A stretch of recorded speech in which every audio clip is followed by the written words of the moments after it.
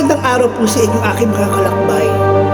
Ngayon po ang pag-uusapan natin ay tungkol sa isang mainit na issue. At ito ay patungkol sa solar eclipse. Ngayong paparating na April 8, 2024 na talaga namang pinag-uusapan sa ang sulok man ng daigdig. Ano nga bang meron dito? Marami ng beses ang solar eclipse sa ating mundo ay dumaan.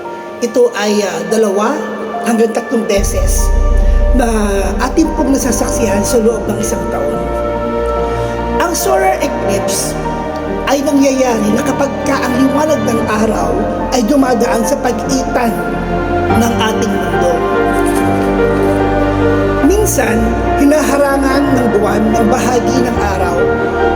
Kapag iyon ay nangyari, ito ay tinatawag na partial solar eclipse. Ibig sabihin, hindi yung buong araw ang tinatakpan ng buwan. Sa ibang pagkakataon naman, hinaharangan ng buwan ang lahat ng liwanag ng araw at ito po ay tinatawag namang total solar eclipse. Ngayong pagdating ng April 8, 2024, makakaranas ulit ang mundo ng total solar eclipse sa Mexico, United States of America at sa Canada. Ito ay magsisimula sa South Pacific Ocean.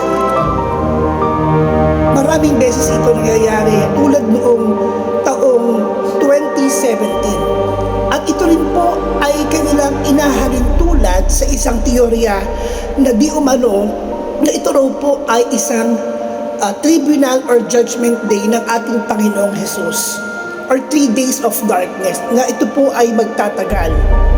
Walang ilaw, walang pagkain, o anumang mga internet or social media connections.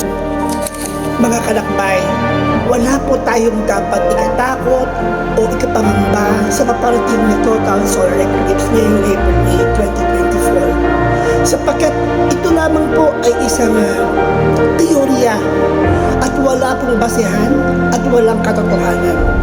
Darating po ang araw na ito na magiging normal ang bawat isa at walang kinalaman ang tribunal o ang pagbabahalik ni Jesus dito sa ating mundo. Maraming salamat po sa inyong pagsama sa akin ngayong araw na ito.